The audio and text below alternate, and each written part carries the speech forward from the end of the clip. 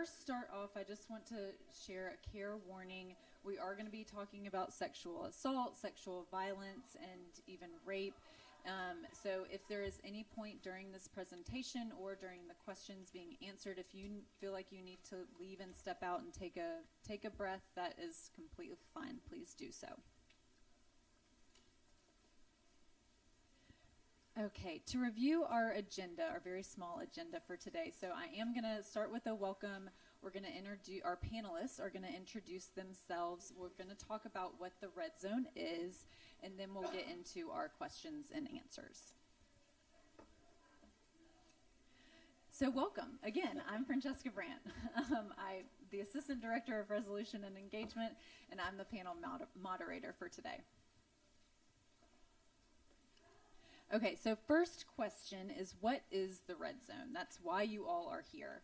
So the Red Zone is the period in time from the beginning of the fall semester through about Thanksgiving break when the most sexual assaults occur on college campuses.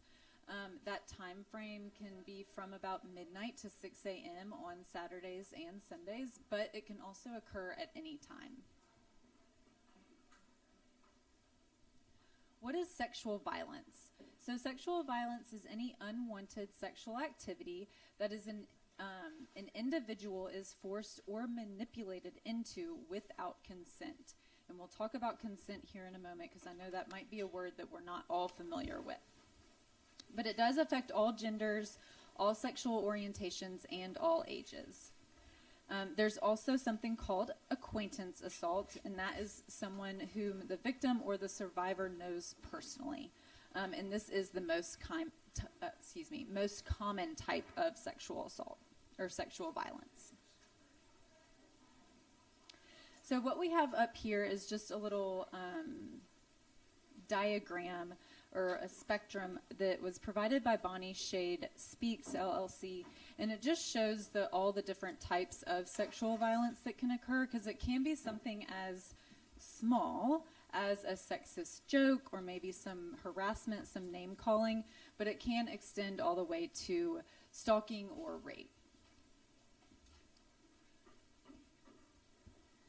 Consent. So what is consent? Consent is a verbal agreement between all participants who are involved to engage in sexual activity. So one acronym that we like to use for this is that consent moves. The M stands for mutual, so that means that it is between I agree and the other person agrees.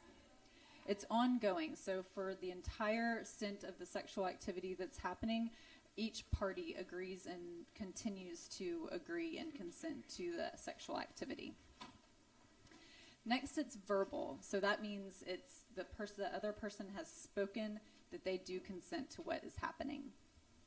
It's enthusiastic, so you want to be enthusiastic, or the person wants sexual activity that is occurring. And then finally, it's sober. So there's been no alcohol or substance use whatsoever during the sexual activity or before. Okay, and we're going to watch this video to hopefully help define consent a little bit more. If you're still struggling with consent, just imagine instead of initiating sex, you're making them a cup of tea. You say, hey, would you like a cup of tea? They go, oh my God, I would love a cup of tea. Thank you. Then you know they want a cup of tea. If you say, hey, would you like a cup of tea? And they're like, I'm not really sure. Then you can make them a cup of tea or not, but be aware they might not drink it. And if they don't drink it, then, and this is the important part, don't make them drink it. Just because you made it doesn't mean you are entitled to watch them drink it. And if they say no thank you, then don't make them tea at all. Just don't make them tea. Don't make them drink tea. Don't get annoyed at them for not wanting tea. They just don't want tea, okay? They might say, yes please, that's kind of you. And then when the tea arrives, they actually don't want the tea at all. Sure, that's kind of annoying as you've gone all the effort of making the tea, but they remain under no obligation to drink the tea. They did want tea, now they don't. Some people change their mind in the time that it takes to boil the kettle, brew the tea, are still not entitled to watch them drink it. And if they're unconscious, don't make them tea. Unconscious people don't want tea. And they can't answer the question, do you want tea? Because they're unconscious. Okay, maybe they were conscious when you asked them if they wanted tea. And they said yes. But in the time it took you to boil the kettle, brew the tea, and add the milk, they are now unconscious. You should just put the tea down. Make sure the unconscious person is safe. And this is the important part again. Don't make them drink the tea. They said yes then, sure, but unconscious people don't want tea. If someone said yes to tea, started drinking it, and then passed out before they finished it, don't keep on pouring it down their throat. Take the tea away. Make sure they're safe, because unconscious people don't want tea. Trust me on this. If someone said yes to tea around your house last Saturday, that doesn't mean they want you to make them tea all the time. They don't want you to come around to their place unexpectedly and make them tea and force them to drink it going, but you wanted tea last week. Or to wake up to find you pouring tea down their throat going, but you wanted tea last night. But if you can understand how completely ludicrous it is to force people to have tea when they don't want tea, and you're able to understand when people don't want tea, then how hard is it to understand it when it comes to sex? Whether it's tea or sex, consent is everything.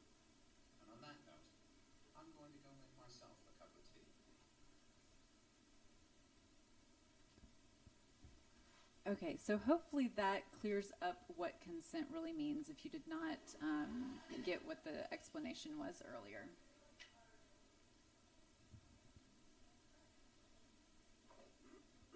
Sorry, hold on. Here we go. Okay, so now we're going to have our panelists introduce themselves, and what we will do is start with Tom Van Shore at the very end. Hey everybody, my name is Tom Van Shore. I'm the student ombudsman in the Dean of the Students Office. In that role, I help understudents stay on the policies and procedures of the university, guide them through different resources, help them with any of a number of different procedures for a variety of reasons. Also, previous to that, I was one of our Title IX coordinators. So I've been involved with Title IX and sexual misconduct for most of my career, actually. Thank you, Tom. Julie? My name is Julie Baker Townsend. I am a women's health nurse practitioner and a family nurse practitioner. I teach here at University of North Florida. I teach women's health in undergraduate and graduate studies, and I work in the clinic with Ms. Howe. We see women, we see trans patients, I see men, but our goal is to educate and to give students the resources that they need to navigate this journey, which can be difficult. Thank you, Julie. Oh, I have you all in the wrong order. I'm sorry. Whitney. We traded. Hi, everyone. My name is Whitney Washington. I use she, her pronouns. I serve as the Victims Advocate Coordinator for the Victims Advocacy Program, which is located within the Women's Center. The Victims Advocacy Program provides 24-hour crisis intervention to anyone who's a survivor of a crime. Our services are confidential, and our goal is to provide supportive services to anyone who's a survivor, as well as make sure we're upholding their rights. And we're located in Founders Hall. We have a 24-hour crisis helpline, so that's probably the best way to contact an advocate, and we're available 24/7. Thanks, Whitney. Now, Dr. Taylor. Okay. Hi, my name is Dr. Carlene Taylor. I am a clinical assistant professor in the Brooks College of Health in the Department of Public Health. Most known around campus for the Osprey Perch program. I am the original author and director of a clinical training program where interns in mental health, social work, as well as postgraduate fellows work with some licensed professionals to provide embedded services. So you will see the Osprey Perch counselors around athletics, res life, student health services. Our philosophy is that we meet you where you live, work, and play. My background in this particular subject is for most of my 25 years of practice. I have done a lot of work in sexual trauma abuse evaluations, as well as working with persons who have been accused or convicted of sexual offenses. recognizing that all people are people. And the human experience is very messy, and it's opportunities for education and opportunities for engagement that allows us to sort through some of that and build a safer society. Thank you. Okay, Adam. Hi, my name's Adam Brown. I'm the Deputy Chief at UPD, and been a police officer for a long time, over 30 years. I was at JSO before I came here, about 27 years at JSO. One of the jobs I had was as Chief of Detectives, so all the detectives for the various units reported to me. So as you can imagine, I've seen a lot of sexual assault cases and dealt with a lot of victims, so I'm very passionate about this subject.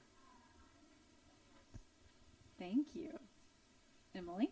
Hi, my name is Emily Sullivan. I'm a junior here at UNF studying kinesiology. I'm a senator for student government. Within student government, we have the term students serving students, so I'm here to kind of be the students' voice. We write JRs, which are joint resolutions, which are things that like the students want to see the school doing, and we advocate for the things the student body wants to see. Thank you. Mark? Hi everyone, my name is Mark Harris. I am the coordinator of mentoring program and student success over at the Office of Diversity and Inclusion. I work specifically in the Intercultural Center. I oversee 3 student cultural organizations, and that is the Black Student Union, the Latin American Student Organization, and the Asian Student Alliance. And I also oversee our male mentoring program called the Brotherhood. Thank you, Mark. Okay, last but not least, Amy. Hi, I'm Amy Howell. I have 2 roles here. I teach in the nursing program, and then also I'm a women's health nurse practitioner in the student health clinic. I've been there for about 7 years, where we see, unfortunately, too many sexual assault victims. So it was probably my 3rd fall when I started to know what the red zone was before I actually knew there was such a thing as the red zone. So I always am anxious to be part of any effort on campus to educate, to prevent. Dr. Baker Townsend and I really enjoy being part of this so that we can try to be part of the solution. Thank you. Okay, so we're going to go ahead and start our questions. I have a list of questions here that I'm going to ask the panelists, but please feel free at any time to raise your hand and ask questions if you do have questions about the questions that are being asked. Okay, so our first question is for Amy. What is consent and what does consent look like? So my favorite consent video she used, everybody knows I love that one with the T, because I think it just makes a lot of sense without, you could read a verbal definition of what is consent, or you could watch that video and very clearly understand that consent has to be also, the acronym that she used is also my favorite, the MOVES, mutual, ongoing, verbal, enthusiastic, and sober. If you don't have all of those things, no one can give consent, and no one can evaluate if their partner is giving consent. So those things are important. One thing I did want to say is I often hear from victims, I didn't say no, or I didn't fight them off, which perpetuates that self-blame, victim blaming. Victims often describe freezing up. So that person's obviously not giving verbal consent. So we need to understand other ways that you might know that a person is not into it. And that's one thing that you hear from people who are accused of these crimes is, I thought they were into it. So we have to become more educated about knowing when someone is into it, which is why that clear, enthusiastic, verbal yes has to be part of the equation. And it has to be ongoing. Just because you willingly and enthusiastically had sex with someone yesterday does not mean that you have to do that today. So I think that's important. Reframing consent, I think, is important as an active, living, changing process. It requires listening, it requires awareness, as well as assertion and respect for boundaries. And we're going to talk about boundaries later on in the presentation, but understanding what is okay with you, and then the tough part, upholding that boundary that you've made for yourself. So actively giving consent, and then what do I do if I haven't given consent and this person continues on? What do we do? It's important to agree on what is and is not okay. And it seems a little strange, especially to, my patients who are college students, to have a verbal conversation conversation about what sexual activities are going to be okay and what are not beforehand. When I tell my patients that, they have this look on their face like, what world are you living in, lady? But I think it's important, and it needs to become not something that is taboo that we can't talk about, but something that is expected that we talk about. What is and is not okay with you? That's actually different for all of us, which is super important. It's also important to learn to accept a no. That's part of consent, right? We have to learn to accept a no. And the truth is, some people have trouble accepting a no in all parts of their life that has nothing to do with sexual activity, right? So a big part of this is learning to accept a no. Consent cannot be assumed just because sexual activity has happened in the past or within the context of a relationship. Like whatever your relationship is, whether it's monogamous and connected, whether it's long-term, assault can happen within those relationships, and it's important to understand that.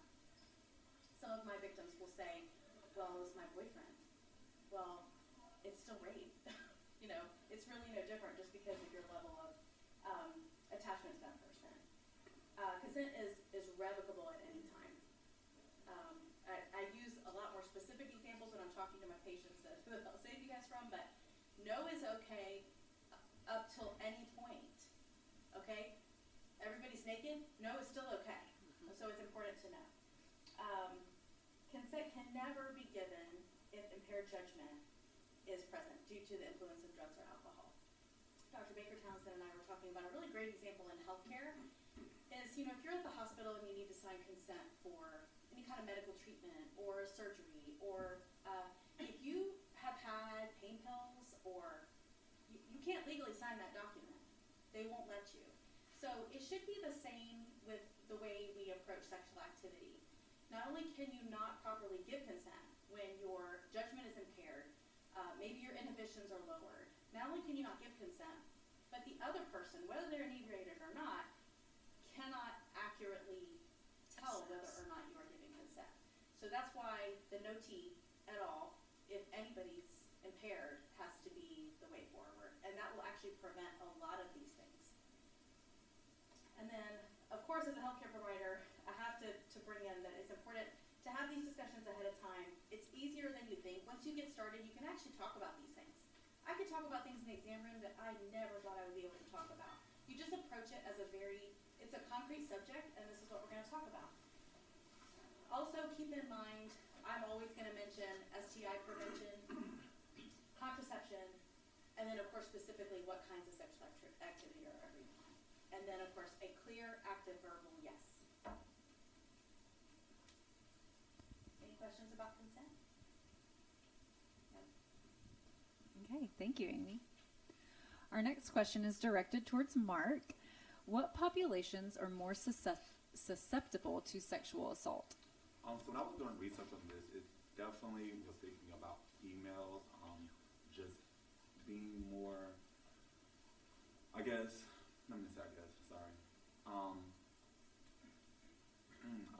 get the right word, experiencing sexual assault, that's what I was trying to say. But I was very shocked at the age where it started. They said from like 6 to 11, and I'm thinking, wow, that's so young. Like even in the slide, that it's like child sexual assault, and it's, I guess for me, I'm thinking about this again, a child. When I first saw the question, thinking like, well, 18, maybe 19, 20, college students, but as young as 6, it just it made a bigger perspective, or just a bigger view, like, wow, this is bigger than what I think it is. I did see that, of course, males experience this as well. Not as much, but it does happen. I think that's another idea that's like, oh, this can never happen to a male. Like, these things can happen to a male, female, it can happen to anyone. So, and again, it's not just one specific group. It's not just college students. It's not just like grads or just adults. Anyone as young as 6 can experience that. So that's something to be mindful of, I should say. Does anybody else have anything to add? I don't want to, it's not just, Mark doesn't have to be the only one to answer. I will just add that sexual assault can occur at any age, unfortunately, not just as low as 6. And that hurt people hurt people. The statistics in our country are that 25% of women and 20% of men are sexually assaulted or experience child sexual victimization before they reach the age of 21. And so if you extrapolate that to our population, that means that a significant portion of the people who may be in this room and are in our campus came here with past experience of having been traumatized by sexual violence in some way or another. And that perpetuates both victimization as well as perpetration. And so it's important to be able to acknowledge and talk about your past and know the past of the people that you're connected to. Because what's in hiding is more prone to come out of our unconscious and come out in behaviors. What we bring out into our consciousness and we bring out into our conversations and out into our world is less likely to have power over us. I'd like to add, Amy, Hal, and I, when we see students in the clinic, like Dr. Taylor is saying, many times they've suppressed all of the feelings from this. And so it's the first time that someone has asked them, has anyone ever hurt you?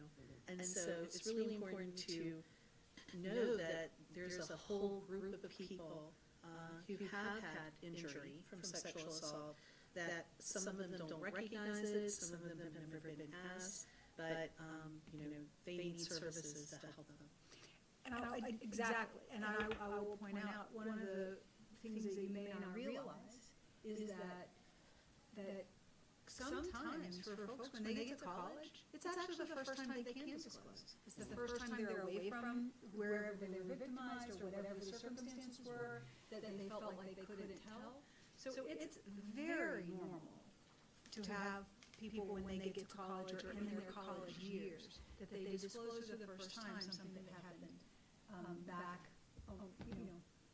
before they left or many years ago back in their childhood.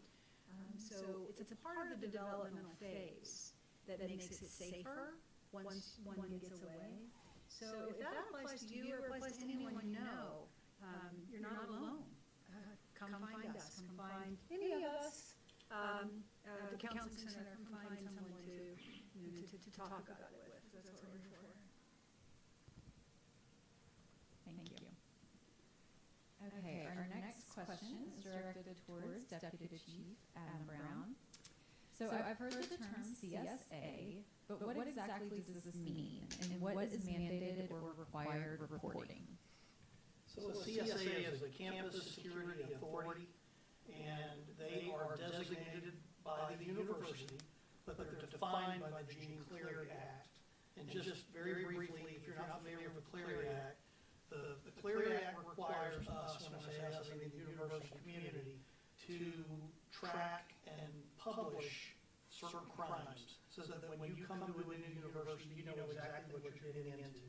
Right now, I'm working on the annual security report, which is going to come out in October, and that's got anything that's happened on campus. So Cleary defines CSA as basically, just in layman's terms, somebody if a sexual assault or another Cleary crime that had occurred on Cleary geography, which could be campus or other buildings controlled by the university, if those crimes are brought to a CSA's attention, they are duty bound. They have to report it to the police, and so that ensures that stuff isn't stopping at a mid-level; it's getting to the police, and then we can investigate it.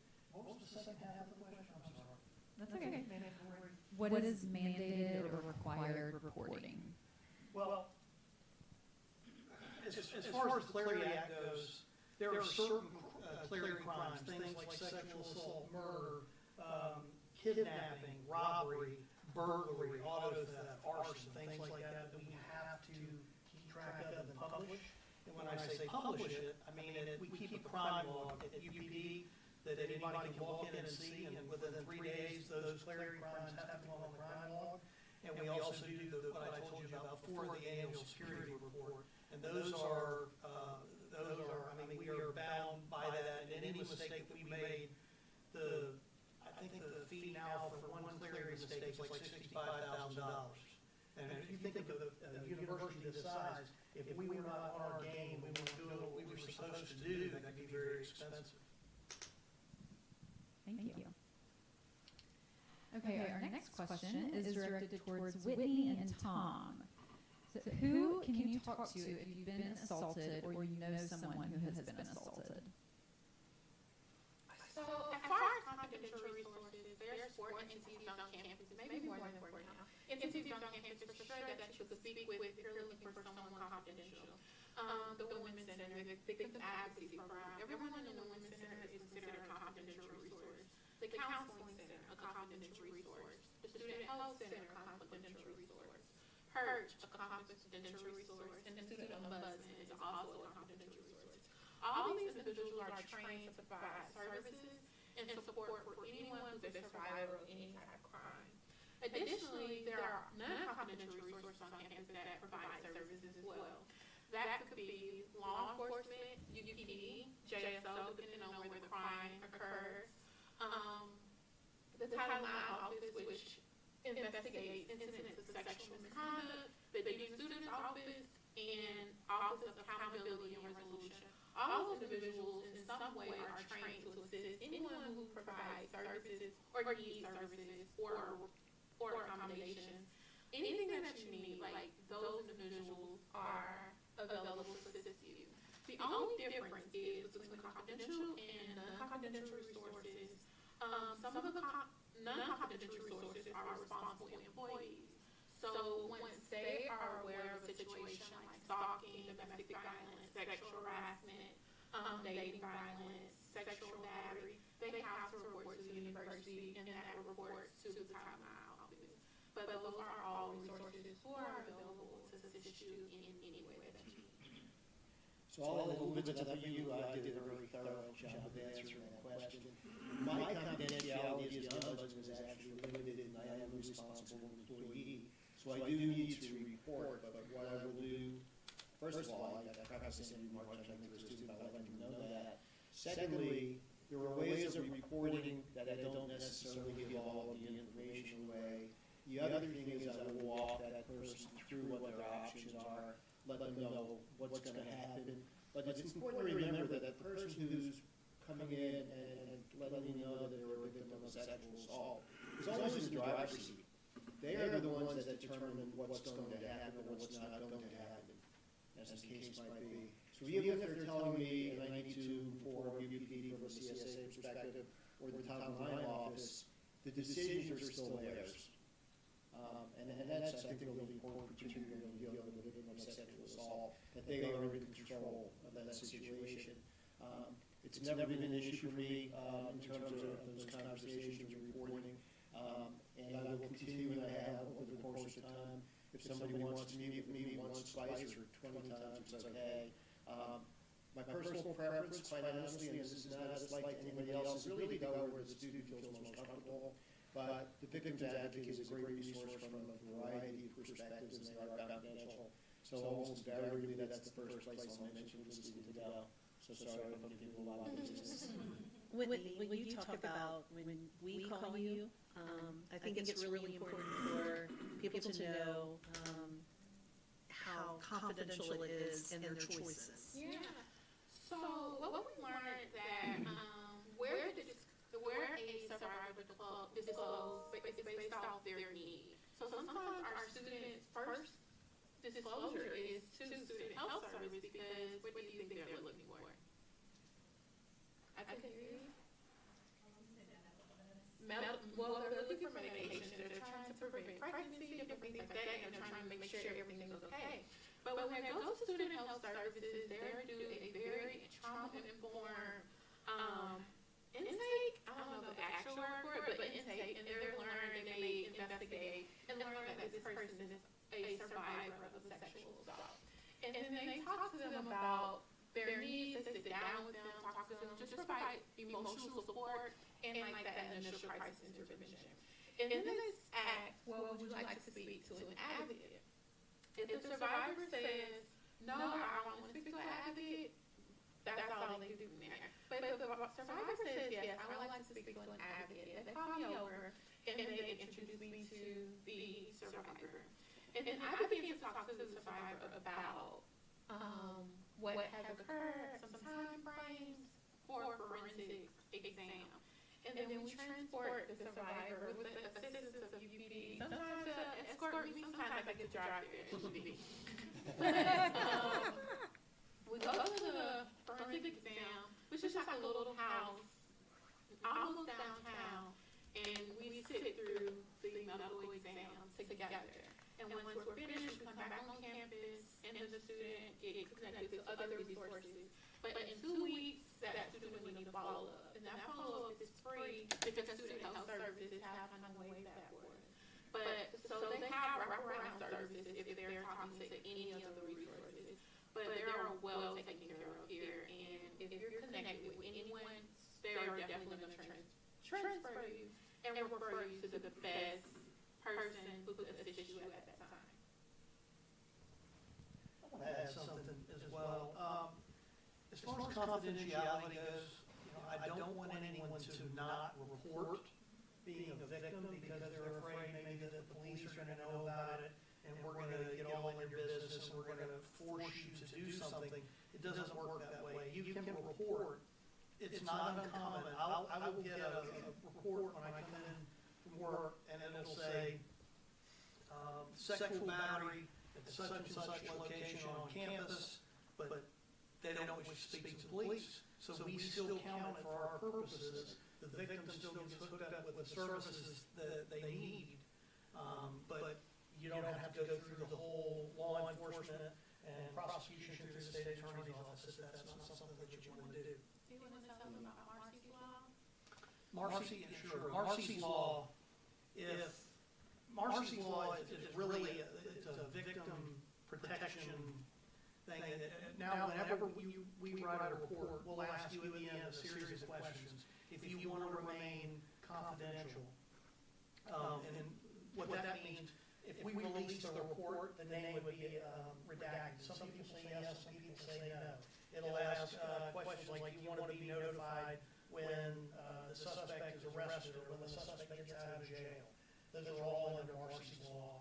It's worth looking up online to see. It's a good thing to have there, but that's when you sit down with a police officer. But I just want to be clear as well that you can get the help you need without. I mean, I would prefer everyone come to us and let us try to act on your behalf and put the offender in jail if we could.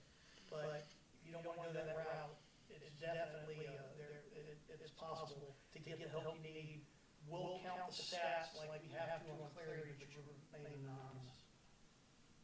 It's important to say that, Chief Brown, because we do have victims who are afraid to report because they're afraid of social backlash. They don't want to press charges. They don't want anybody to know about it, and they think that if they call UPD, they're going to lose their anonymity and control of their story. So I think it's really important at that point, which is just saying. Afraid of parents. Yes.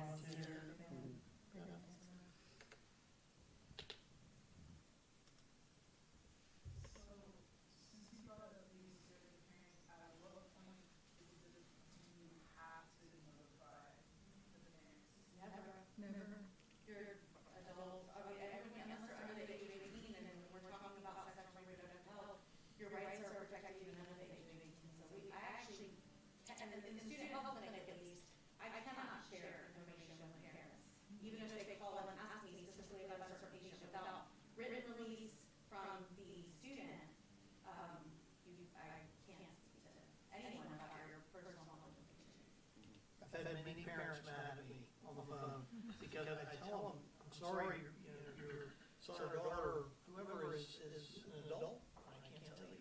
And they get mad at me. I'm a father myself. I have 2 daughters. I understand it, but it's the way it is. In the counseling environment, sometimes students really need to let their parent or need to let someone at home know, but they're afraid. And so a lot of times if that's the case, then we'll support them in figuring out how to tell or how to connect or be with them when they do make those connections or help them think through the ramifications of contacting your family versus not contacting your family. Those are all personal choices that ultimately only the student themselves can really decide.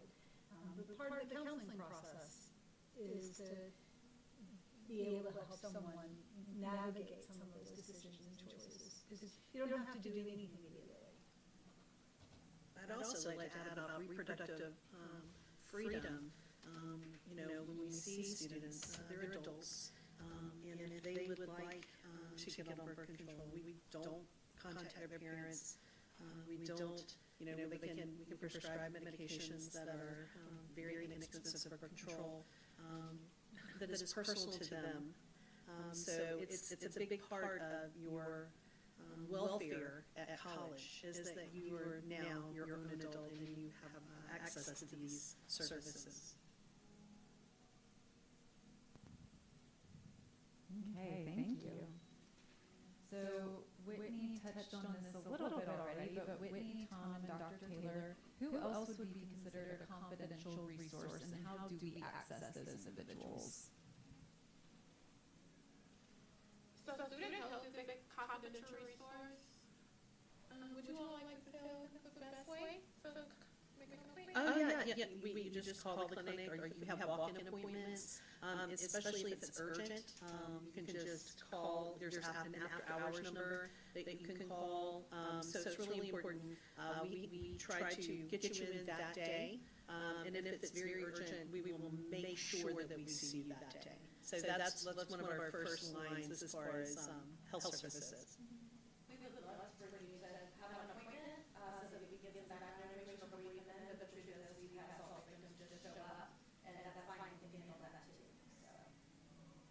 I want to echo something Tom said is sometimes you can go to who you know, like the person that you truly trust. That's why this is so diverse. Like we can give different areas, different spots. I know I recommend like be involved in extracurricular activity, like find a faculty or staff that you can trust, that you can vent to, just be vulnerable with, because they may know a resource that you are not familiar with. Like, I want you to take a look around in the room, see how many students are here, and think about some students who are not here. So by you being exposed to this, you are familiar with some of the resources, or even just some of the faces on campus say, hey, I need help. Can you help me? And I'm more than likely that you will say, stop, especially if it's emergency, stop what you're doing and take care of that situation. And it even allows your friends to know, if your friends are giving to you, say, hey, I know this faculty, this staff, or even this student who is in this position that can help. So if you find someone that you can trust, and then that is a good start, and then move forward. If I could just add a little bit too, not exactly the same thought. If it's urgent, if it's an emergency, if you need to see somebody now and immediately, we all take walks. We're not going to say, oh, no, come back tomorrow or come back next week. We'll drop what we're doing to work with you. The counseling center, who I guess is not here. Well, I was actually going to talk about the counseling center and purchase. We put a march ourselves together. Okay. But the counseling center has a wonderful group of resources in terms of there's an on-call number that's available 24/7. They have walk-in hour. You can walk in at any given point in time when they are open, and you can be seen. They'll do a consult with you. You can reach them online and request an appointment. So utilizing the counseling center as an outpatient clinic for mental health, staffed with psychologists, counselors, social workers, as well as students. The Osprey Perch program, which is different from the counseling center, we're an embedded model. And so our counselors are in the places where students live, work, and play. So we're in athletics. We have a team of people. We have a team of people in Recwell that have counselors actually in the Recwell building as well as at the ropes course. We have a team of folks in residence life, and I'm forgetting one of them. We're out there. Oh, student health services. Sorry, we have a team of people in student health services. And so in any of those areas, you can ask to speak to a Perch counselor. Our email is ospreyperch@unf.edu. You can email us at any time, and if you need some help navigating where you could get to, we'll be absolutely happy to get to you. But utilize your counseling resources as part of your student fees. You have access and availability to licensed mental health professionals who are here to serve you. And for the Victim Advocacy Program, we take walk-ins Monday through Friday, 8 to 5, and our crisis helpline number is, and everyone's number actually, the Student Health Services Counseling Center, is also on your Osprey One card. So if there's anything that you ever need, all of that contact information is on our Osprey One cards. One point I wanted to add, though, is the Counseling Center Victims Advocate for UPD. You know, most sexual assaults don't occur between the hours of 9 and 5. It's on weekends, it's late at night, or whatever. Those three entities are there 24/7, reachable by phone. So that's important to know, so that when you need to talk to somebody, there's somebody there that you can talk to. And the residents, like staff here at UNF, are they all community reporters, and are they all aware of these services for potential like residents that come in? Yes, housing and residence lifestyle are all mandatory reporters, but they're also trained in how to do that initial crisis intervention with anyone who's a survivor, including RAs. Good question. Okay, Adam, how can we report a sexual assault? Well, there's many ways. You can call the UPD directly, and we will come to you and take the report. You can drop by Building 41, file a report with us that way. Also, you can, I'm not going to go into all the steps again, but I described it to you. If you want to remain confidential, you can go to a CSA or counseling center or any of these other places, tell them what happened, and then they will notify us so that we can document it without knowing who you are or all the particulars. We'll be able to count there's been a sexual battery on campus, but those are all ways to reach us. So really it's, you know, of course, everyone knows 911. And then if you need to call the UPD, it's 620-2800. And you can, we're there 24/7, of course, 365 days a year. And we will go anywhere on campus. And if we have to go off campus, we'll do that as well. Thank you. Our next question is directed towards Dr. Taylor and Adam. What prevents people from reporting? I'll take it. I'll start there. From our perspective, there are a lot of reasons that people don't feel like they can report, and it can be social pressure, it can be embarrassment. The primary reason that I see clinically is sense of guilt, responsibility, that when a sexual assault occurs, the victim is frequently perceives themselves to be responsible for it happening. Oftentimes, these are people that we know, and so there are conflicted relationships that go into that, and then the social ramifications depending upon how you know who the person is. All of those things play into it. Past history of assault, past history that's been bad when people have reported or when things happened in their families that things were perceived to get worse because somehow it came to light. A desire to just forget about it and make it go away. There's a belief that if I'll just get through this moment, and go home and pull the covers over my head, then I'll get past it and I'll just go on and pretend that it never really happened. I see clinically, my students I see clinically, folks who took that route, and then a year, 2 years, 5 years, 25 years. The oldest disclosure of sexual victimization I took was from an 82-year-old woman. It's the first time she'd ever disclosed sexual assault that happened when she was 16. But it was the first time she was free. Someone had died, and then after that person died, then she was free to be able to disclose her victimization. So Trauma is like a scratch on a, I hope everybody still knows what a vinyl record is. I know they're making a comeback. Trauma is like a scratch on a vinyl record, and as the revelation goes around, it may feel like it's gone, and then the needle hits it again with each part of our development. So those are reasons that they don't, they're afraid. A lot of, the other thing is, a lot of times, they were at a party they weren't supposed to be at, they were drinking, or they were using substances.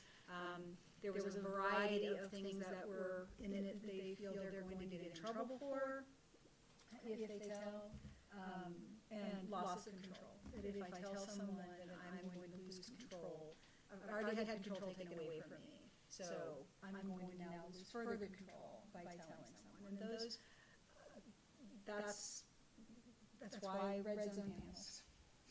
That's why to say you are in control, no matter which point you choose to enter into support. That support will come to you from a position of respect for your wishes, but it will also help you get past barriers. If you have barriers to disclosure, the counseling process can be very helpful to help you navigate. It's not something you have to decide in this moment. Maybe it's over weeks or months or years that you decide what are you going to do to unpack this experience that happened. In addition to what Dr. Taylor said, I also, in my experience, there's also possibly a fear or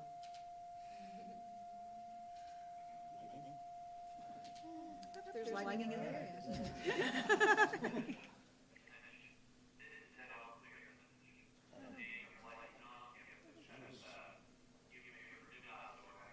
that is literally my fault. Those are my people. Way to go, Adam. But that thing goes for 2 minutes, too. It really does.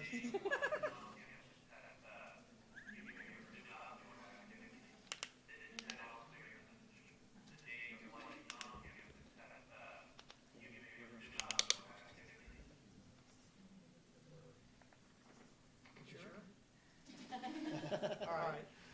Fear or a distrust of the police, I mean, that's very real, and I understand it. And in my prior life at JSO, I dealt with a lot of victims who were homeless or recent immigrants to this country, that were preyed upon because people knew that they were afraid to report to us. And for whatever reason it would be, maybe you had a bad experience with a police officer, or you come from a culture that doesn't trust the police. That is something that is it's a roadblock for us, and I totally understand it. But I would like to make my pitch. I'll just speak for the UPD. I'll speak for the people who work for us here on campus. We truly believe in the start by believing, and if you come to us with a situation like that, you're going to be treated with respect. And if you're not, you need to reach out to me and let me know, and we'll take care of it. Can I add to that? On the student side, a lot of students are scared. They're like fresh out or into college. They're 18. They're like at a party underage drinking, and they're scared of getting in trouble. The university has a lot of programs to offer. One that I think is really interesting is the NSC program. The university offers it, as well as a lot of club organizations like the sports team, Greek life, that students don't take into consideration. So they might be somewhere they're not supposed to be, but it's still a good report. A lot of stuff is confidential if you know about things the correct way. And so if you're reporting an assault that you saw or know about, and you don't have to be the victim of it, you also are covered under that amnesty by reporting as a witness. Just wanted to add quickly what Carlene said is what I've heard time and time again. But the other thing I've heard frequently is people saying, well, if I report, nothing's going to happen anyway. And everybody knows somebody probably who was reported as sexual assault and nothing happened. But I want to let you know that when you go to JSO and it goes to the state attorney's office versus when you come here and it goes to the conduct office, things are really different. So our standard is preponderance of the evidence within the university, which means more likely than not that it happened, as opposed to the criminal justice system is beyond a reasonable doubt. So when it goes through the student conduct system, things can happen. That would not happen if you went down the legal route. Obviously, there still needs to be a preponderance of the evidence, but the other thing is there's a lot more support when you go through the system on campus. We're not going to just leave you hanging out there. We're going to be with you the whole time. So, but the other part is also true. A lot of times people don't want to report because whoever it was their friend, or a friend of a friend, or somebody that they socialized with, and they're just afraid of losing that peer group. So there's a lot of dynamics going on there. But the one that I just want you to really make a point of is that nothing's going to happen. Things can happen. That's a great point, Tom, and I would like to expound on that just a little bit, in that sometimes it appears that things do not happen because someone may report, and they may report a piece, but there's not enough reported for someone, for any of the entities to do anything with it, because again, it's challenge by choice. But it can happen that different reports can come in, but all of those reports not being sufficient to bring about anything happening. And then until someone is able to, willing to come forward to let victims advocacy know, to let any of those entry points know enough about what has truly happened, to give the agencies an opportunity to begin to make some changes. We can know, last year at the Red Zone, Chief Advocacy said, I know, our law enforcement knows these are things that happen in our campus, but if we know it, and if we know when we can predict it, then we can prevent it. But it's a two-way street. It has to be a relationship with the student body, with the faculty, with the staff, with law enforcement, with all of us, so that there's some people are willing to take some risks and be able to trust. Because if we could, I feel very confident in saying, if we, any of us, or all of us, get enough information, stuff happens. Beyond a shadow of a doubt, stuff happens. We will do what needs to be done to protect you. So, since it seems like it's such a widespread issue that's so difficult to talk about, is there something from like the student population side that we could do, whether it's volunteering or raising awareness for some of these resources that are available, that can make it easier on students and also easier for you guys? I'd like to address that. So you can see all of these students with blue shirts on. They're all senior nursing students, and this is their community-based project, where they are proliferating through the campus to educate people on the Red Zone. And so the more, and they're trying to engage, and we would like to engage with the student body in all of the sororities and fraternities. So that's our kind of our goal, is to engage with the students, and they're just the starting piece of this to proliferate the message. And what you're doing is talking about it, asking that question, and in every group that you're in, being aware and being willing to provide information, to warn, to bring information about consent, to have those, we call those courageous conversations that allow you as a student body to acknowledge what the risks are, and acknowledge what there are certain fallacies about campus culture, and people come to college expecting that things are going to be a particular way, and it is expected that men will do this and women will do that, and this is what you're supposed to do when you're at college. That's all part of the social environment. If one believes some of those fallacies, it sounds like this college environment is set up for mass sexual assault. It's not really supposed to be that way. It's not really set up that way, but that's sort of a lie that culture can be perpetrated, particularly for freshmen who don't know. And so challenge that. Anyone can, offenders, people who commit sexual offenses, male or female, do not look like any particular profile. They are somebody's brother, they're somebody's son, they're somebody's daughter, they're somebody's friend. They're often in leadership positions. They're often perceived in the culture as being model citizens. Read the newspaper all the time. You can see people, because they're people, and the human experience is messy. So no one is immune, but the defense system is awareness and keeping it out of the shadows, making it possible to talk about it, making it possible to acknowledge. There's going to be a party. We'll know when there's going to be this party that there are risks, and be prepared to have an antidote for that risk, or to be prepared to look out for each other, be prepared to look and be a bystander, be aware of what's happening, and intervene. Be courageous. If you see something going on that makes the hair stand up on the back of your neck, that makes you uncomfortable, be courageous and intervene and speak up.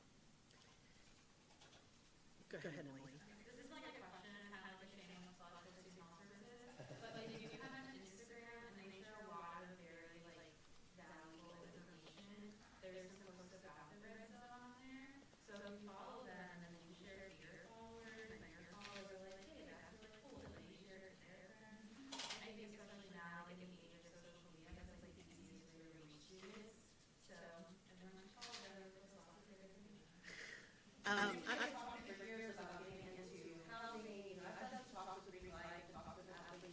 But the truth is, the way for us to reach students is through social media. We can reach everybody, much easier that way. I just want to touch on what Dr. Taylor said about acculturation in college. Media prototypes, movies, books portray college life as a rite of passage for these types of acts and events, and they're not. We really need to get that message out that that is not the culture, and we need to make sure that we stay and let students know that that is not, should not ever be considered the cultural norm. A couple other thoughts. One is, we didn't say this, but there are volunteer victim advocates. The Women's Center does a Friday lounge program every Friday. It's not always about issues like this, but sometimes it is. Backtracking a little bit to what Carly was saying a few minutes ago about when we were talking about reporting. One of the things we know through research is that people who engage in sexual assault typically do it repeatedly. It's usually not something that happens once and a person does once. So if somebody reports that something happened to them and they report who did it, again, it might be a part of the puzzle, it might be a piece of the information, but a lot of times that name will pop up time and time and time again. At which point, even though we might not have enough information at first to do something significant, as things occur over the course of time, we can. And obviously that's very important. If you have a serial sexual assault perpetrator, that's not somebody that we want on the surface.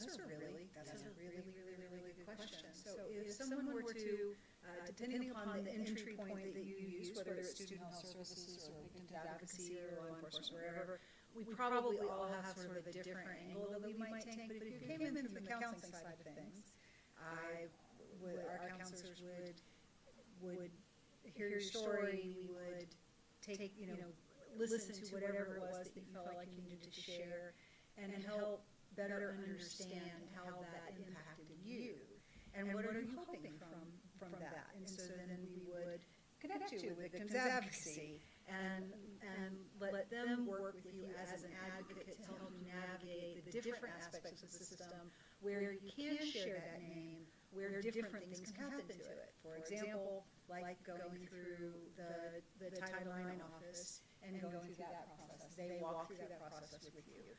or perhaps it is going through law enforcement or going through student conduct. There's some different methods of what you do with that information. And so that's what would happen. But there is a process. If it will go to the Title IX office on campus, then that instigates an investigation into the allegations. And then from that point, the conduct process happens. Much like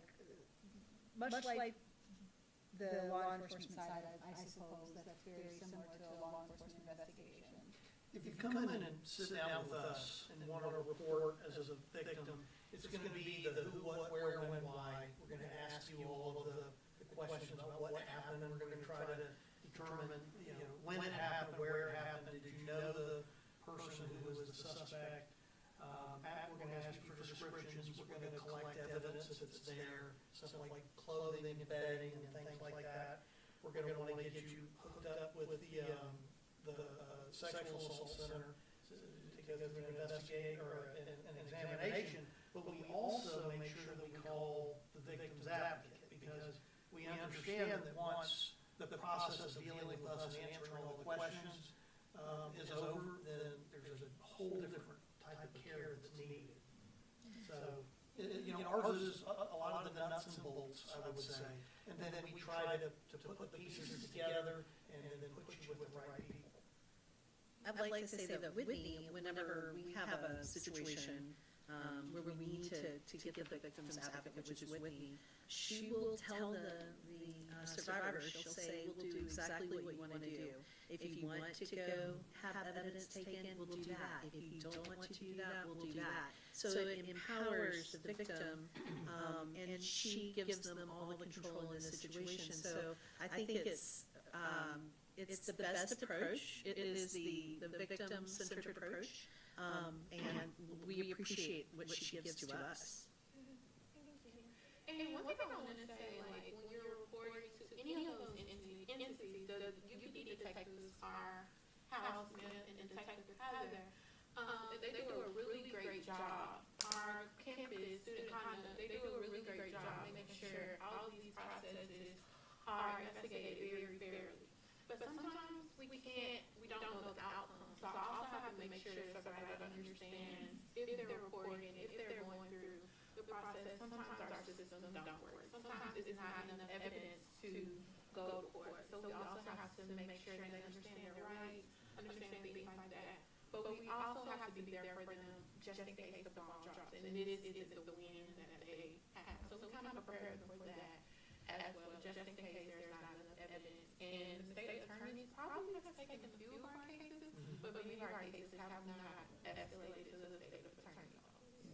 Well, I need to say this though. If we get a sexual assault case, whether it's the strongest case we've ever seen or one that's got a lot of holes in it, we take every one of those to the state attorney's office.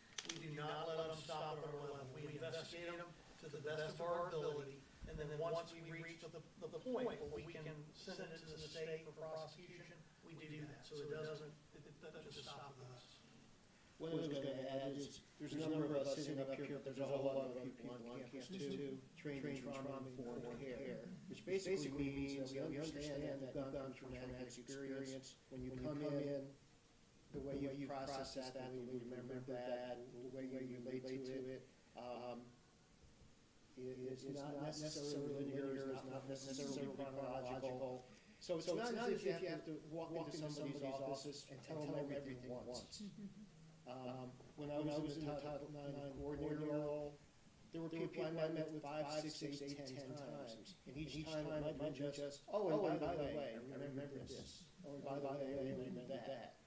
And that's absolutely fine. It's not, I'm not going to say, oh, no, you're done. You can come back to that person as many times as you want to, as you remember things, and as you kind of fill in the gaps. So, but again, the other part of that is, we're sensitive to that, we're aware of that, we're responsive to that.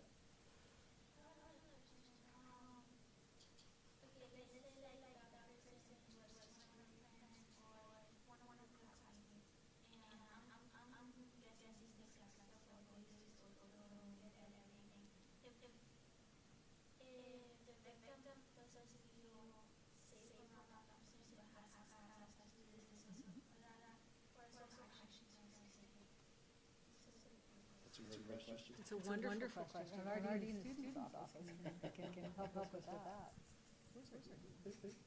Well, I'm not on the panel, but I am part of the students office. I know that one thing that we can do is do a no contact order for you and the other student, or the two students involved, or whoever's involved. But Tom, do you want to? Sure, because I used to be the person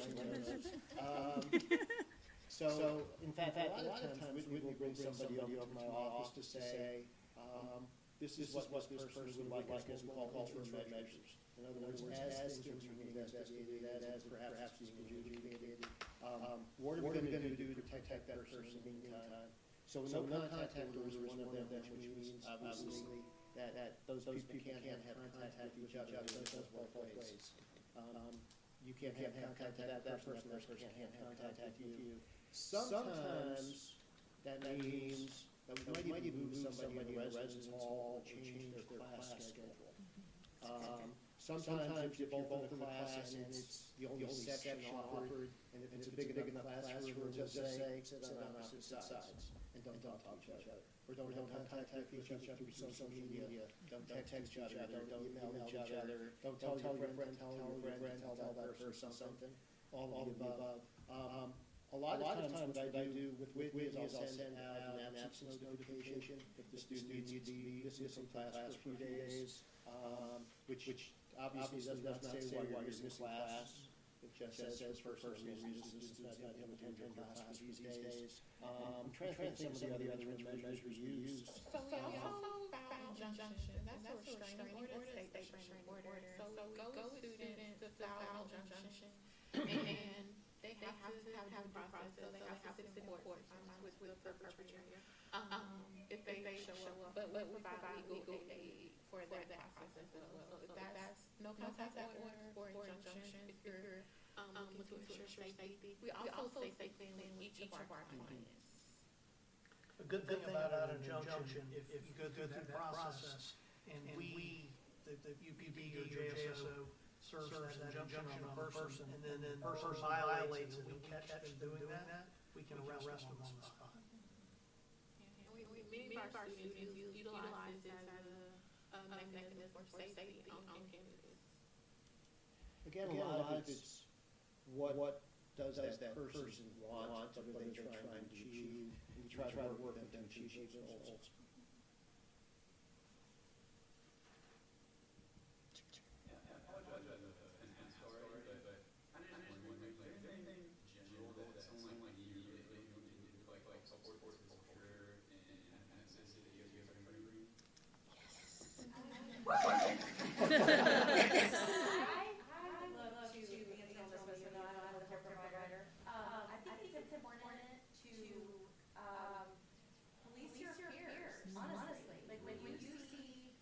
Judges in the corner discuss something that we're not sure about, and someone has way too much to drink, and someone's trying to take that person into it. Maybe you step in and say, hey, you sure about this?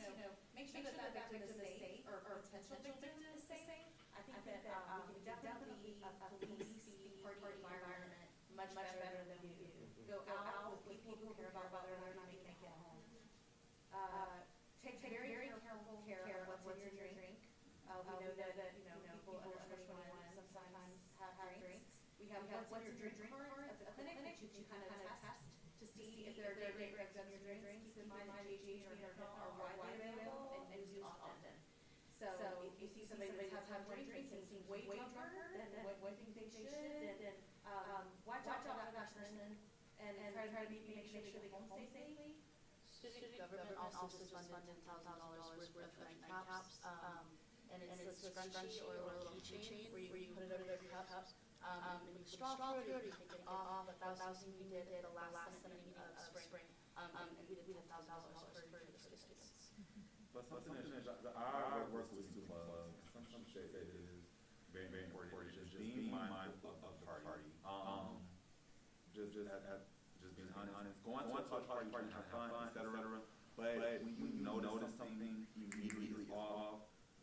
You notice it, but yet you turn your head. Yeah. That's where the biggest issue is. Because like like one of the benefits, this is on one sign, this is on border. Imagine if you were there and these things as well. And don't be afraid to say, oh, well, I don't, it's not my business. It is your business. You just want that to happen to your friend or just anyone. And then especially if these are that know this, again, just because they are friends or acquaintances, it doesn't mean that they will never do it, because like I said, the people that victims know, those are the ones that's who it comes from. So be mindful of that, be ready to say, hey, no, enough, or we shouldn't be doing this, etc.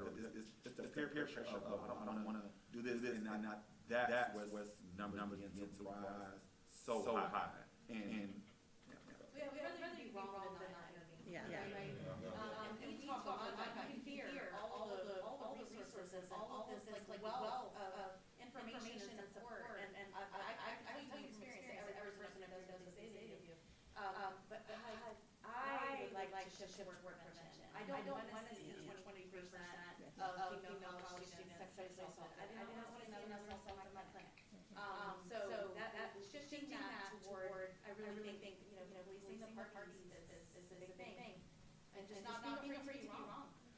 And there are people who are at these parties that you know who are opportunistic, like they're looking for that person who has had too much to drink. So don't be afraid to intervene in that situation. It's like any typical bullying situation. There's a bully, there's a victim, and there's a third party. And it's really the third party's responsibility. And it's the same thing here. So look at people if they're being opportunistic on someone who is not with their full faculties to try to help them. That yes, absolutely. Well, I wasn't texting or anything like that. I was looking at a day on the 14th. This is what you were going to say. Whitney and I and some other people are going to be doing the bystander intervention workshop. A lot of times when you go to a party, you're out with friends and whatever, you see things going on and you don't feel comfortable about them, don't know what to say, you don't know what to do. And hopefully, if you participate in the workshop, we'll give you some ideas of how you can intervene without being overbearing or looking stupid or whatever the case might be, to get the job done. From a cultural perspective, it might be helpful. We don't really talk much about sexual offenders. They're bad people. They should not be there ostracized. The truth is, people who are predators don't wake up and say, I think I'm going to become a predator. That's my goal.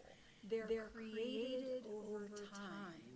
And it's like the frog that sits in the hot water, it goes into the cold water, and the water heats up. Before you know it, the frog has boiled itself to death because it didn't have the ability to jump out. Sexual offenders are often very much like that. And what happens is offending is often very much social culture. There is often unwitting, unknowing accomplices, people that would not necessarily don't see themselves as being someone who's taking advantage, but they get attached to someone, and then things that might sound odd become normal, and then our defenses go down, and well, this is just how things are, this is just how we do things, this is how things are supposed to go, and being able to say, that's a no, this is not how things go. There are things like consent, and there are things like respect, and there are, we do not set up a culture, we don't tolerate a culture that allows predatory behavior. Anytime people are hunting for a vulnerable, or for someone who is more easy to get something over on, or trying to use tricks, or trying to use ploys, or trying to manipulate a situation, that's not what you want in your campus culture. And it doesn't mean that everybody that does that is in fact an offender, but it means that they create an environment that makes it an offender's playground. And you can't tell the difference. Right, exactly. It's don't set the environment which gives them a place to hunt. Take people out of the baited field. And if you decrease if you decrease the victim population, so you empower people not to be victims, and then you decrease the victim population, and then you increase the observation, so there's a greater likelihood that they will get caught. It doesn't mean that will stop someone from being an offender. It means you'll make them move out of your playground, because the risks are too high. That's right. Yeah. We don't do this. They're tolerated. We don't do this.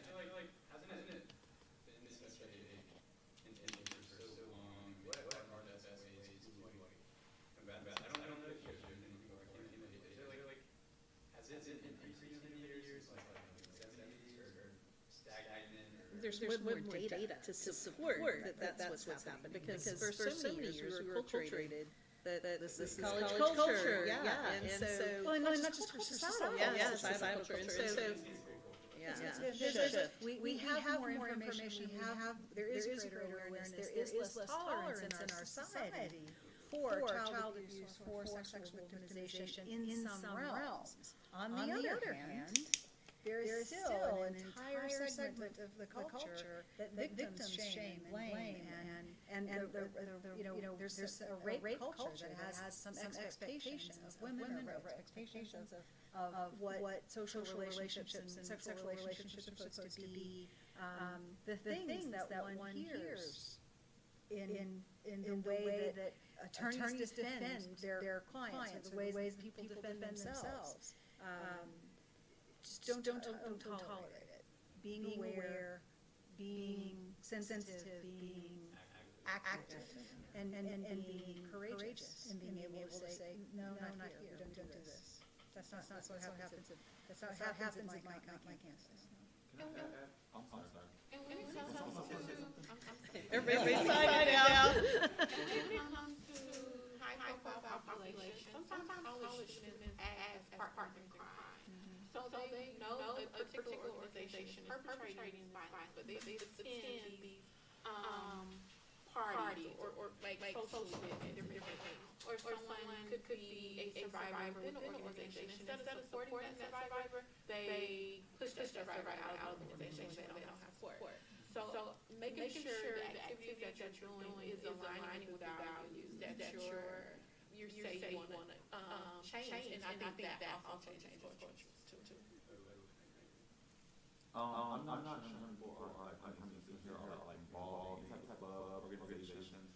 I know from my experience, I did have a couple times. Not get wrong. I wanted to make friends, parties, etc. But if you're involved in like any type of club, organization, sorority, challenge your peers to even partner with the students, with the advocacy, because again, you have advocacy staff saying these things and students as well. But the more people share the message, the more it will get spread out to the campus. Because again, you just don't know who may not see it, but again, because you share it, you say, hey, let's do this type of program, this type of conversation. That way it can be spread to more and more people. The conversation should not stop. It should not stop after November. It needs to keep going, because there'll be a new freshman. Next year, another one. So we just want to make sure that everyone are aware of what's going on. So you just mentioned partnering with one of these entities. So you are in an organization on campus. I'll be great. What would a partnership look like? Because there's a lot of ways to like. Amy, you answer this question. Amy, partners. I have been invited to a few sorority chapter meetings to talk about things like STI prevention and contraception and sexual assault, healthy sexuality. So more of that. But that's asking about the women who are often victims. Like we also need that's so happy that Mark is here part of this conversation, because we need those same things to be happening at the fraternity chapter meetings and at the athletics, and it needs to be kind of everywhere and disseminated, and we can talk, women talk with women about, we have to have the other part of the conversation. It's not always men or the perpetrators, women are the victims. No, that's not true. But overwhelmingly, I'm so happy to see so many males here, because we have to bring them into the conversation exactly the reason you're talking about. It's because you can prevent it. Yeah. It kind of says that it's that way when you have a guy pretty one and you are a guy or a few of them, you come up and like knock it off. And of course, that's all about empowering women to speak and make good decisions for themselves. But the truth is, sometimes we're talking about people who are under the influence of alcohol and their judgment is here, their inhibitions lower, and they're not making decisions for themselves. So this is very great. What's your question? I was just gonna say, since we were talking about some sort of law, I think, although you said that women are not always like done work harder. I think it's also important to talk about just as much as you're talking about sorority, because the word is used for sure. And make it not like an uncomfortable conversation. So I haven't actually gotten to talk enough about sex assault. We talked about like Zeta's breast awareness and talked about that. So it's been things about sexuality and reproductive health, but we need to have conversations about Red Zone within those. So yeah, partnering is great. I'll talk to you. I'll stay. And as far as the fraps go, we get a lot of requests from sororities to come and speak. The fraps never really invite us. So I mean, I'd love to have some of the fraps invited there, but let me just bring this up because I'd be remiss if I don't bring up this program we have. I don't know if anyone's ever heard of RAD. It's Rape, Aggression, Defense. It is a self-defense class that we teach primarily for women, but men are welcome to come in there as well. But we have a female police officer, Karen Livingston. She teaches the class, and I agree with everything I've heard here tonight, but I also agree, if anybody ever hears me do the run, hide, fight training for active shooters, I talk about hardening the target. That means, like this room, we lock those doors and make it harder for a bad guy to come in here and to get us, so you go to another door. Well, if you learn how to defend yourself and how to protect yourself, I'm a firm believer in that. It's hardening the target, makes it harder for somebody else to victimize you. So that's another, I just wanted to make sure everybody knew that you offer that. But I would love to speak to some of the fraternities. I'll say this real quick before your question, but I know we keep saying women, and men are very often the target as well in our trans culture. So guys, we really need to like walk around with our eyes open and not just think that women are the target, because many times it's everyone. I believe she had a question.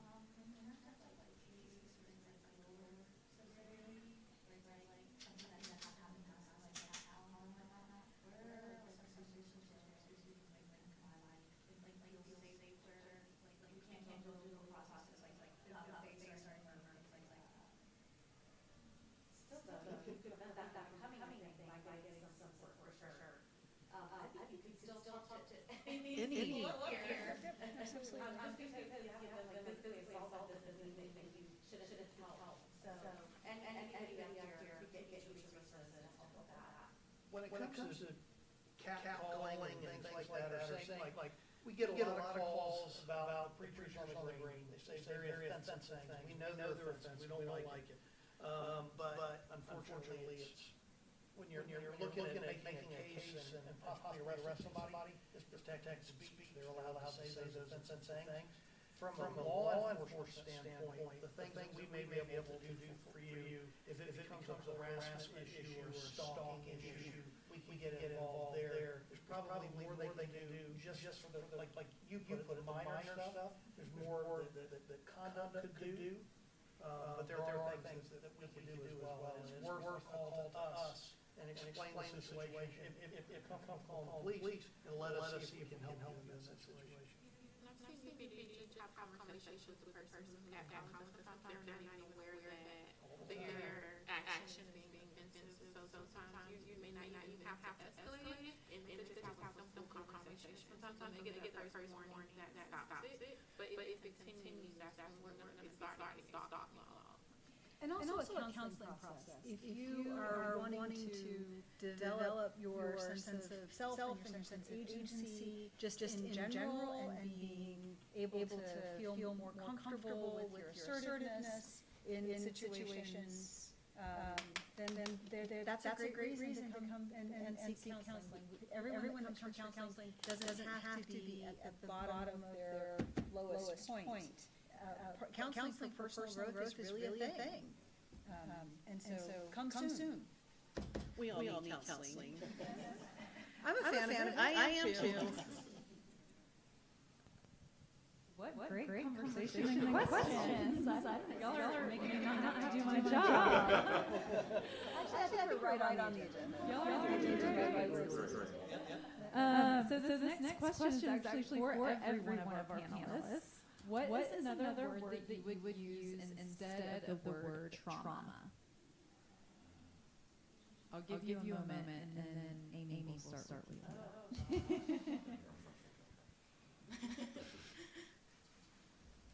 I think I'm going to go with lived experience. It's not always positive. Sometimes there are things, in fact, almost probably everybody in here has some kind of trauma in their life that is part of the lived experience that shapes who they are and the way they approach relationships. So especially if trauma becomes part of a person's have had any sexual assault survivors who did exactly what Chief Brown was talking about and Dr. Taylor was talking about, where they just decide to put covers over their head and just it'll just go away. Nobody knows about it. I'm just going to forget about it. I actually remember a student's face vividly who told no one, not her roommate, not her mother, not her friend, no one. She wanted something alone. She didn't want anybody to know. And that rears its ugly head later in ways that you aren't expecting. It impacts relationships. It impacts sexuality. So lived experience. Amy, I want to add to that sometimes those experiences come up at very vulnerable times, such as during childbirth.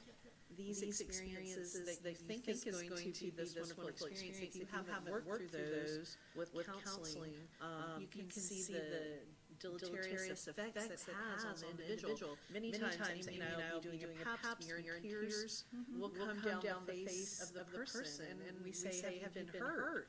And that's their first realization that they've ever been hurt because they're not in control of that situation. Of course, we give them the control, but it's so important that anytime somebody's been through any trauma, that they work through it because, as she said, it will come back sometime during the course of their lifespan. It's a wonderful book.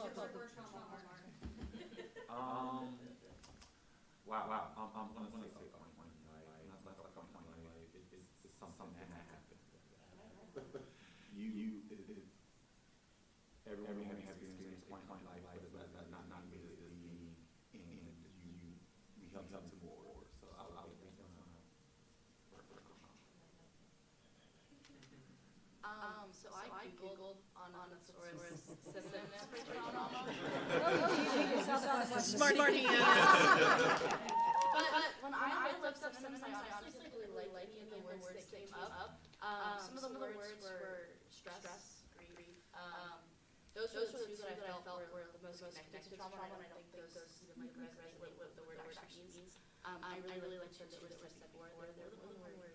But I would probably say overload, just like an overload of emotions and just the situation. So that's more than word as well.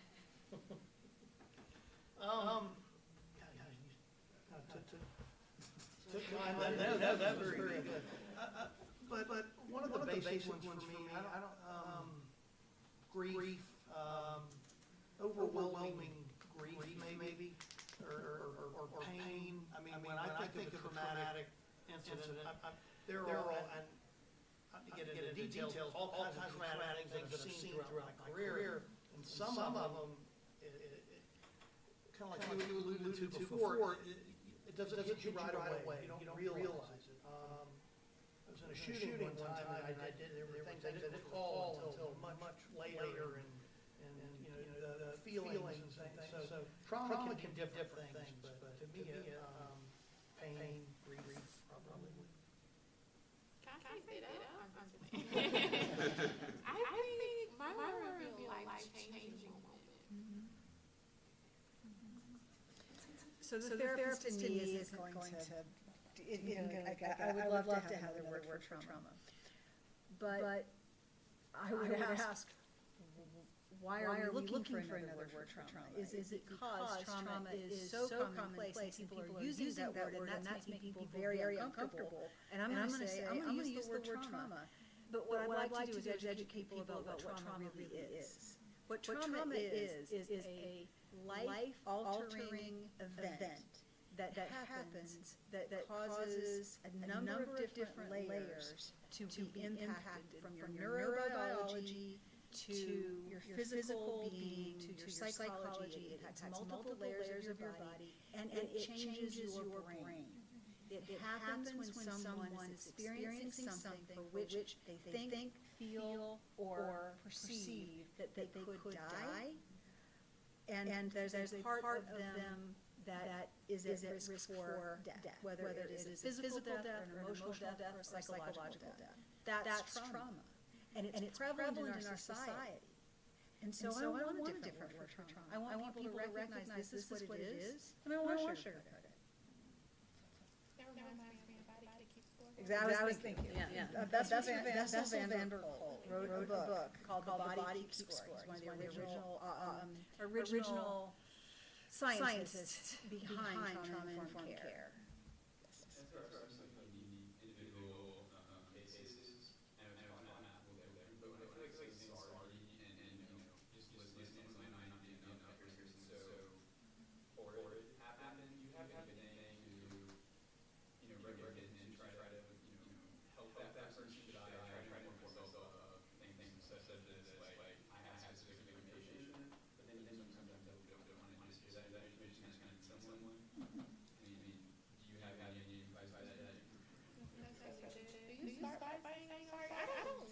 People share their stories. I really don't say, like, I'm sorry that happened. So when people get information they're not quite prepared for, we're often looking to go into a how can I fix this, or how can I make this better, or how can I do something. And for the most part, when people have had these kinds of experiences, there isn't anything any of us can do at that moment to actually fix it. Except, and it doesn't fix it, but it is to be empathetic, be open, give time, give attention, respect, recognize, hear the story. Validate feelings, listen, and then believe and support, and recognize when they are ready to look for resources, when they're asking for, or in some way indicating that they don't know what else to do. You are educated about the resources that are available. And you can always tell them, I have a friend in Student Health Services, in the Counseling Center, at Perch, in the Victims Advocacy Office, in the Dean of Students Office, at UPD, in student government. You got high places. You got friends. Sometimes the hardest answer is that they really need someone to sit with them, and there's nothing to say and sometimes the person trying to help that's empathic, it's really hard. Sometimes just being that silent presence is all we really do. Leela had a question. I don't know if this is Lila.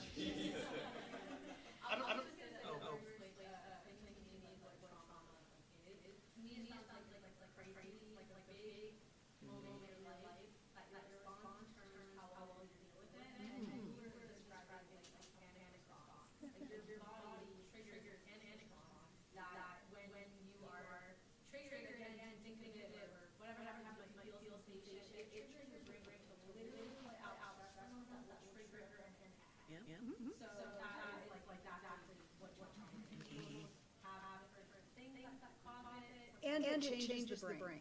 It changes the brain. It changes the way it changes the way the brain functions post that moment.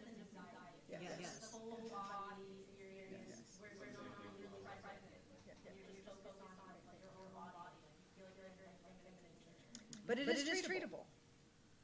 It is absolutely treatable. We know a number of different things. Mindfulness meditation, we know in terms of brain changes. My personal favorite is recently from Columbia determined that equine therapy can rewire the brain, and their MRI studies show that brains of traumatized people do in fact heal with certain different therapies. So trauma is very much treatable. The body will heal. We just have to make them safe, and then we have to give them the right kind of care that they need.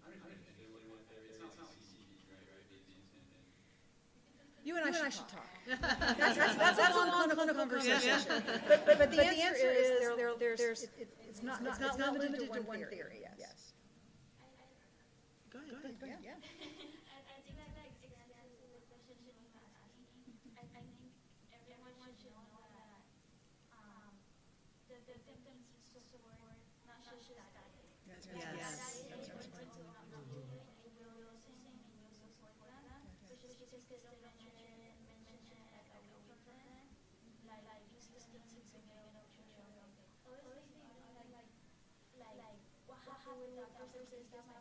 Sure.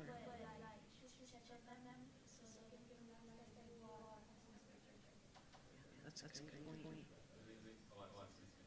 You know, another point, how to, I guess, respond to victims, kind of similar, but kind of not. I've been married a long time, and I used to, my wife would tell me things. I'm a fixer. I want to fix it. I want to jump on it, fix it. All right, move on, we're done. And fix whatever was happening, offer advice. None of that works. Sometimes people just want to be heard. They just want you to listen and be empathetic. They don't always want you to be the one to fix it. And I think that's important. And that it's taken me a while to get there. Kind of a good thing to learn.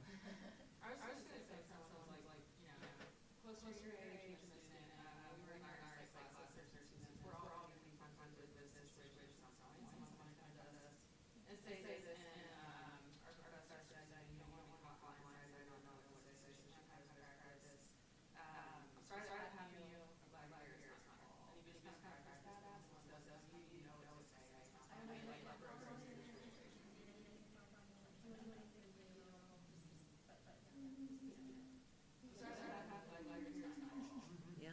That's good. Yeah.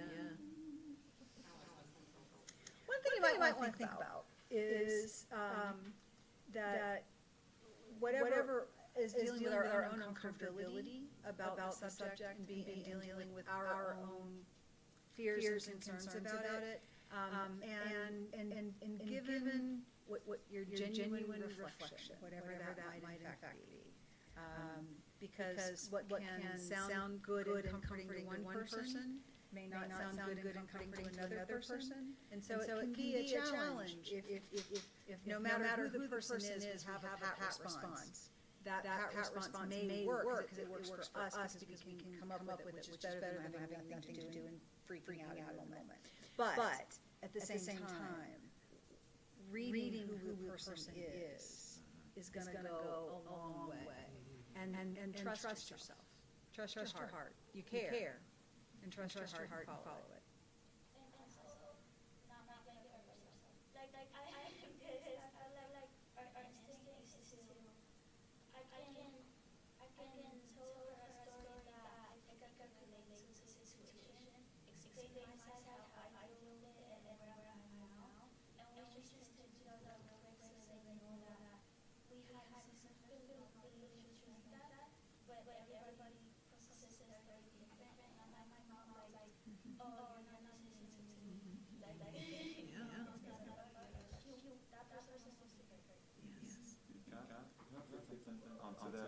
I think that's why it's so important to practice with this. And have you ever had like a conversation you're talking something like we're not really getting there. Like you truly sitting down to listen to someone and try to comprehend without immediately responding to something can take you so much further than where you're at. Second thing is pay attention to body language. When you're able to observe, especially if someone you may know, you understand how they move when they tilt their head. Like some of those things will be, you say, you know what, maybe I should not say something. But big thing you can do, and learn how to listen. That way, because really, this is what I think. Do you need anything from me? No. After that, no, that shouldn't be anything of a person. Why? Because they said that I don't need anything from me. So just be present, just listening, not trying to fix anything can be so much of help. Then you know, oh, I gotta go do nothing. So that's how I practice your listening skills in general. Okay, real quick, just because Julie and Tom did not get to answer the question, I want to make sure. Just hand, agony, deep pain, psychological or physical, deep pain. And you put me at the end of the table, make it the worst position.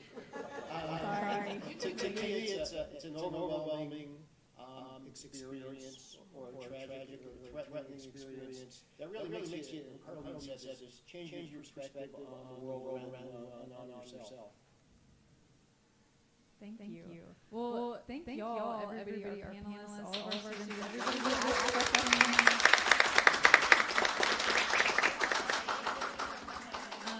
This wraps up our Red Zone panel event, but please know that we do have another event next Thursday at 2 p.m. It will be our talking series. It'll be more focused on trauma. So please come out virtually. It'll be on Zoom, but come join us. And then, like Tom said, we have another event the week after that, and I think we have two more. We have lots of events. There's a list of events outside on the front. You need a reminder. But thank you all for coming, and I think a couple of us will stick around if you do have lingering questions. And I wanted to add, we're going to be outside market days every Wednesday for the next now 4 weeks.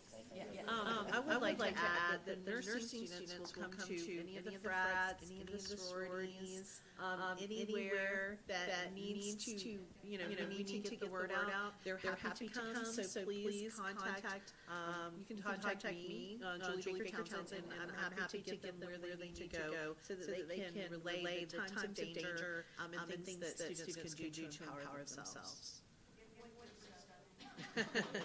Also, really quickly, we did a raffle for the book, and Zuri Bonden. All